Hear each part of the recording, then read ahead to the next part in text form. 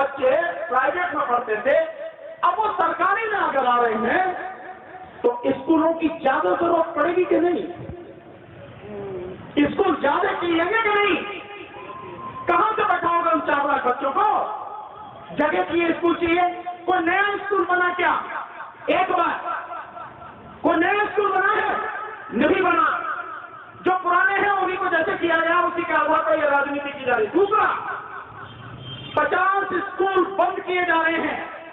आप जाके देखिए, वेबसाइट पर बता दिए आपको, नेट पर जाके देखिए, 50 स्कूल दिल्ली में बंद किए जा रहे हैं।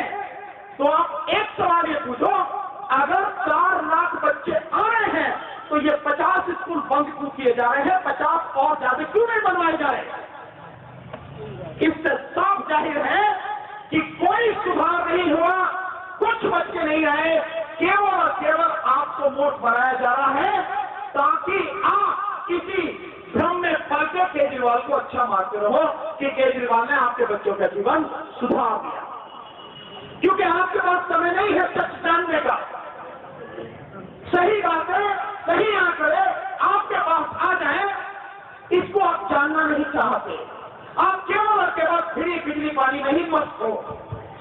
और इसी का फायदा ये सारे राजनीति वाले, चाहे बीजेपी वाले हो और चाहे आम आदमी पार्टी हो, ये सब इसका फायदा उठा रहे हैं। ये जानना समझना आपको पड़ेगा। मैं जैसे बार बार कहता हूं, अभी मैं सुनना था, हमारे साथी सामने खड़े हॉकर्स फेडरेशन वाले संदीप जी, वो कह रहे हैं हमें किसी से मतलब नहीं है, कोई भी आए, हमारा तो भैया हमारा काम करना चाहिए, हमें संघर्ष करना है। तो संघर्ष तो आप कर रहे हो ना, मिला क्या आपका? इतने समय से संघर्ष तो कर रहे हो, मिला क्या आपको? मिलेगा भी नहीं आपको जब तक आपकी समझ में ये बात नहीं आएगी कि जो सरकार हो, सरकार हम ऐसी बना के भेजेंगे जो वाकई में हमारे लिए काम करे, और उसमें ऐसे नुमाइंदे भेजेंगे जो हमारे बीच से जाएं, जो हमारा दर्द समझते हो, जो हमारा दुख समझते हो, हमें जानते हो, हमारी समस्याओं को जानते हो और उन्हें हल करने के लिए ईमानदारी से काम करें। ऐसे लोगों को भेजोगे तो ही होगा, बिना इससे नहीं होगा। सरकार के बिना कुछ नहीं होता। 72 साल हो गए, 72 साल से भी ज्यादा हो गया आपको सरकार देखते देखते। किस सरकार ने काम किया आपके लिए? 2013 में कानून बना था आपका, कांग्रेस की सरकार थी।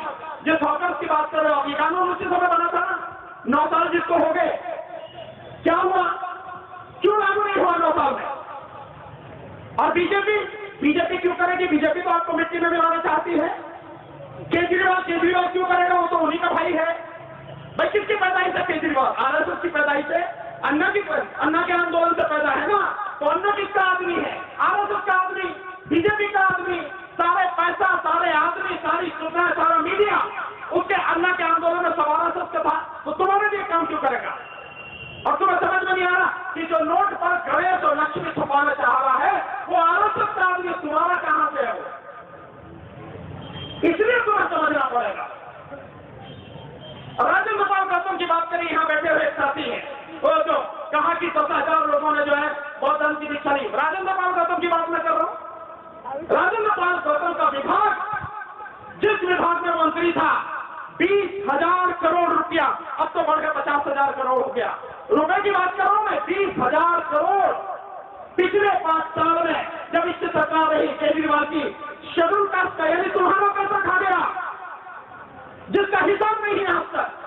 भाई महमूद पहचाना उनके खिलाफ में जो है हाईकोर्ट में दिल्ली हाईकोर्ट में मुकदमा डाला था, और ये सूचना के अधिकार अधिनियम के तहत राजेंद्र पाल गौतम के ही विभाग ने हमको दिए हैं, इनके पास है, ये बता देंगे डीसी का हिस्सा। तो ऐसे मंत्री का, ऐसे नेताओं का क्या करोगे इनका? जो आदमी वहां बैठकर मंत्री होते हुए जो समाज की रक्षा नहीं कर सकता, समाज के पैसे को नहीं बचा सकता, समाज के हकों की रक्षा नहीं कर सकता, वो तुम्हारा मंत्री क्या प्रधानमंत्री में बन जाए तो तुम्हारे लिए क्या करेगा? कुछ भी नहीं करेगा। हम सबके बीच में हमारे बड़े भाई महमूद पराचा जी आ चुके हैं और डॉक्टर रितु भी।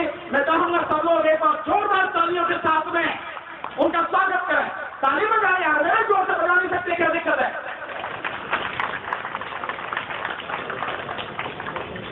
तो ऐसे लोग आपको भला करेंगे।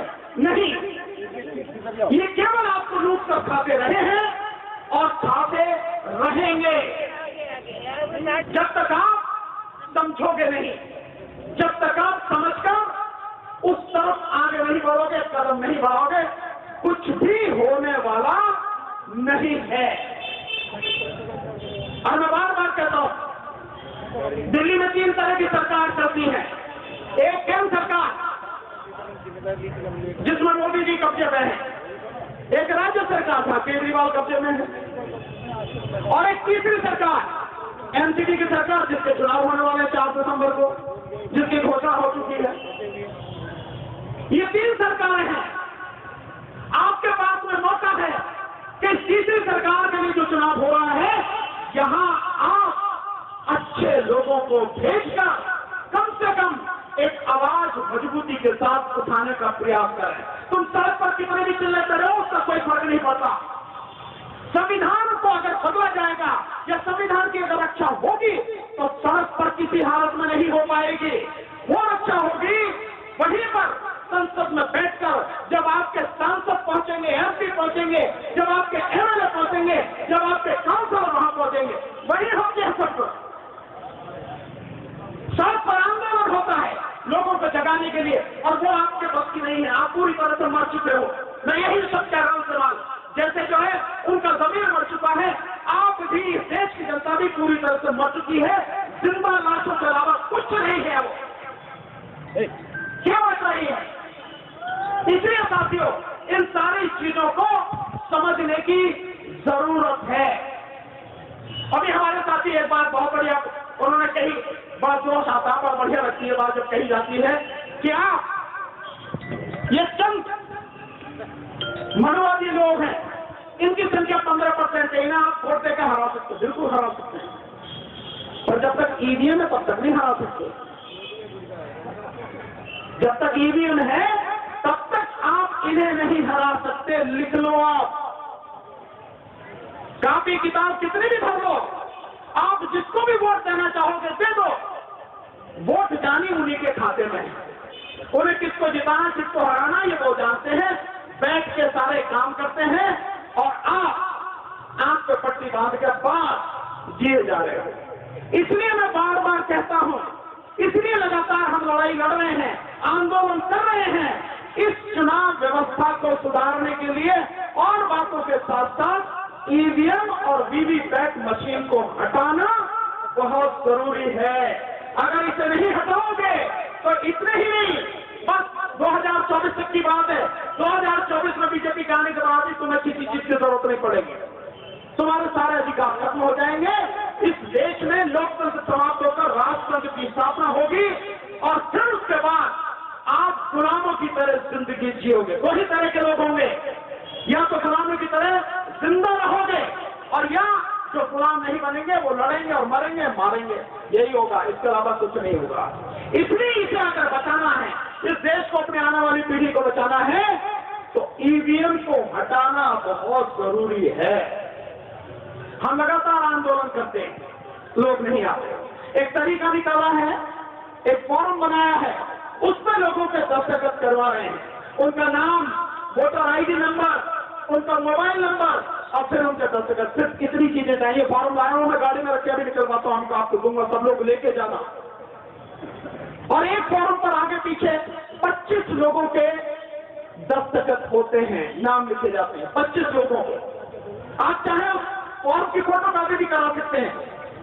आपके पास नहीं है फोटो कॉपी कराने के लिए, पैसा नहीं दे दूंगा, जितने भी फॉर्म चाहिए यहां से लेके जाना, कोई चिंता वाली बात नहीं है। लेकिन ईवीएम को हटाना जरूरी है, और इसलिए करा रहे हैं हम कि इस देश में कुल 90 करोड़ मतदाता हैं, इनमें से लगभग 65% वोट पड़ता है, यानी 7 करोड़ के लगभग लोग वोट देते हैं। इन 7 करोड़ में से 25 से 30 करोड़ लोग अगर इस दस्तखत वाले हस्ताक्षर अभियान में हमारा साथ दे दें, आते तो है नहीं, लेकिन अगर इसमें भी हमारा साथ दे दें, तो तब हम सुप्रीम कोर्ट के सामने उसे ले जाके प्रदर्शन करके और सुनवाई करवाकर इस ईवीएम को हटवा देंगे, अगर आप इसमें साथ दोगे तो। लेकिन लोग डरते बहुत है, पता नहीं कहां क्यों डरते हैं। ये आज तक समझ में नहीं आया। हालांकि एक शायर ने बड़ी बढ़िया बात कही कि भाई हमने तो कब्रिस्तानों में उनकी भी कब्र देखी जो डर के घरों में भूसे बैठे रहे, वो भी कब्रिस्तान में दफन। शमशानों में उनकी भी चिताएं जली जो डर के मारे कांपते थे, घरों में बैठे रहे, कभी किसी लड़ाई में किसी आंदोलन में कभी निकल के नहीं आए, वो भी रहे। और भैया जो लड़े उनकी चिताओं पर तो आज भी जो है आप समझते हैं मेले लगते हैं, जो लड़े और मरे समाज के लिए, लोगों के लिए। इसलिए साथियों इस बात को समझना बहुत जरूरी है। ये दोनों ही लोग, बीजेपी और केजरीवाल, दोनों आरएसएस के ही लोग, दोनों सिर्फ उन्हीं के लिए काम करते हैं। और केजरीवाल को सिर्फ इसलिए बढ़ाया जा रहा है कि केजरीवाल बढ़ते बढ़ते इतना मजबूत हो जाए ताकि लोग अपने आप कहने लगे कि भैया बीजेपी को हराना है तो केजरीवाल को वोट दो, यही हरा सकता। जैसे मुसलमान वोट देते हैं कि बीजेपी को हराना तो इनको वोट दो, भैया देते नहीं देते। तो इसीलिए उसे खड़ा किया जा रहा है। और फिर जैसे ही आप इस जाल में फंसोगे, इस झांसे में आओगे, तो चाहे तुम बीजेपी को वोट दो, मोदी को दो, और चाहे केजरीवाल को दो, तुम्हारी वोट जाएगी आरएसएस के ही खाते में। ये हाथ में भी वही है और दूसरे हाथ में भी वही है, सब कुछ उनके हाथ में। इसलिए बहुत सोच समझ के अपने बीच से लोगों को लाओ, उनको जिताओ, और कम से कम कुछ लोग तो भेजो ताकि आपकी आवाज उठती रहे, आपकी लड़ाई चलती रहे। हम पिछले 5 साल से लगातार लड़ रहे हैं। अगर मैं अपनी बात करूं तो 2017 में आंगनबाड़ियों का बड़ा जबरदस्त आंदोलन 2 महीने चला। उत्तर प्रदेश में हर दिन कंधे से कंधा मिला के मैं उनके साथ था, उनकी लड़ाई लड़ी। और उसके बाद से 2017 के बाद से 2018-19 लगातार लड़ते रहे, चाहे एनआरसी का आंदोलन हो, चाहे किसान आंदोलन हो, चाहे मजदूरों का आंदोलन हो, लगातार उनके साथ लड़ते रहे। आप हमें देखते भी हो, जानते भी हो, सुनते भी हो, प्रशंसा भी करते हो, आपके सामने है। आपको लगता है कि हम जो बात कर रहे हैं सही कह रहे हैं, आपको लगता है कि हम आपकी लड़ाई लड़ सकते हैं, तो बात हमारी समझिए और मानकर उस पर अमल करने का प्रयास कीजिए, वरना आपकी इच्छा है जैसा आप करना चाहें करें। साथियों बात बहुत है कहने की, लेकिन और साथी हैं, समय भी काफी हो रहा है, तो मैं अपनी बात को जल्दी ही खत्म करूंगा। लेकिन आपसे एक निवेदन करूंगा साथियों, आपकी लड़ाई आप ही को लड़नी पड़ेगी, ईमानदारी से लड़नी पड़ेगी।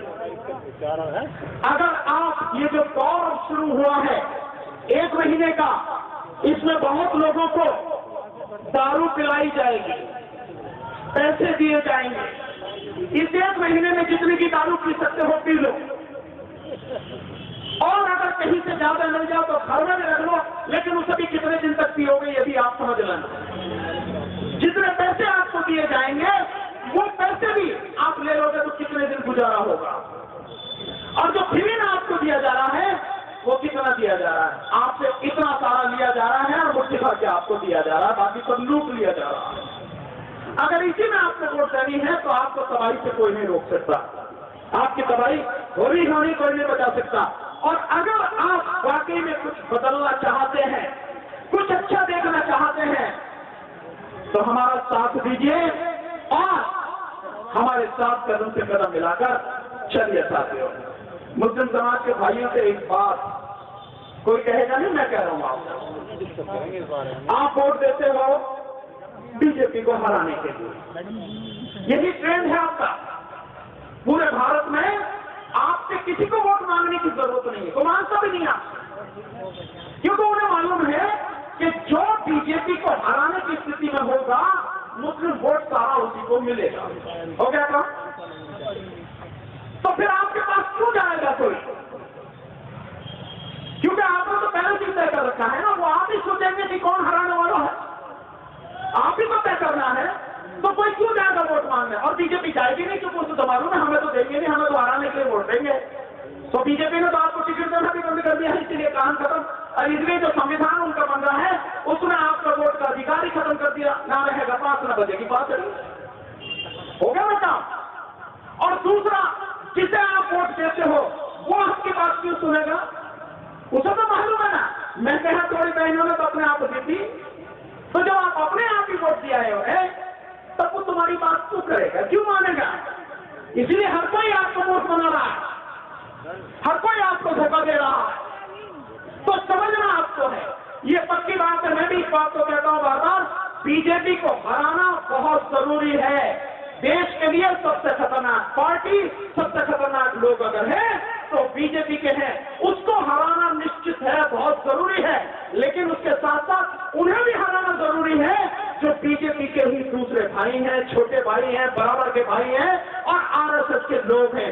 यानी बीजेपी और केजरीवाल, इन दोनों पार्टियों का सुपड़ा साफ करना बहुत जरूरी है। मैं साफ शब्दों में कह रहा हूं। एक बात।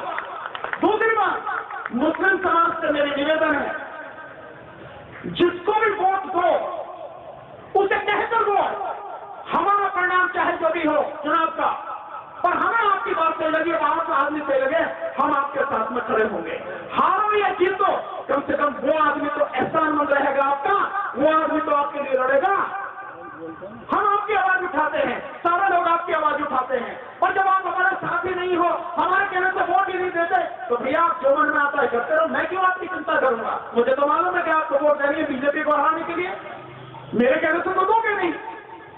इस बात को समझने की जरूरत है। जिसको हराना है, जिताना किसको है, इसको भी सोचो, समझो और तब उसका साथ में दो। वो हारे या जीते इससे कोई फर्क नहीं पड़ता, लेकिन आदमी अगर मजबूत हुआ, ईमानदार हुआ, निडर हुआ, तो आपकी लड़ाई लड़ेगा अंतिम सांस तक और आपका पाल की बाता होने देगा नहीं। इस तरह से काम करो। आप सब आए, यहाँ बहुत अच्छी संख्या आप सारे साथियों की है, बहुत ही देर से आप लोग लगातार सुन रहे हैं मीटिंग को, लोगों की बातें सुन रहे हैं। कभी और मौका मिलेगा फिर बात करेंगे, लेकिन अब आखिर में इसी बात को कहते हुए, आने वाले चुनाव में कॉर्पोरेशन का चुनाव भी छोटा चुनाव नहीं है।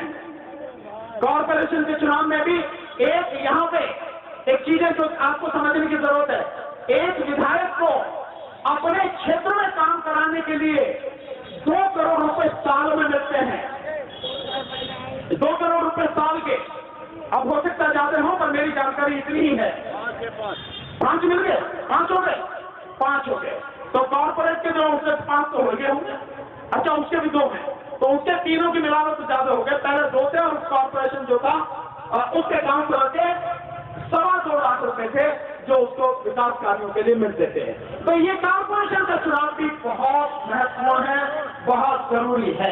2 करोड़ 2.25 करोड़ ही तो कह रहा हूँ, लाख कौन सी नहीं, 2.25 करोड़। हाँ, करेक्शन, 2.25 करोड़ रुपए मिलते हैं अपने क्षेत्र में, और उसका क्षेत्र एमएलए के क्षेत्र से 1/3 है। इतना पैसा मिलता है, तो वो भी बहुत महत्वपूर्ण एक चुनाव है। उस चुनाव को बहुत सोच समझ के वोट दीजिए और अच्छे लोगों को जिताइए, अच्छे लोगों को राजनीति में लाइए और मजबूत बनिए और मजबूत सरकार और अपने आप को बनाइए। बहुत बहुत शुक्रिया। नमो बुद्धाय, जय भीम, जय भारत, आदाब, सत श्री अकाल, नमस्कार। लो भैया, ले लो जिसका जो हो।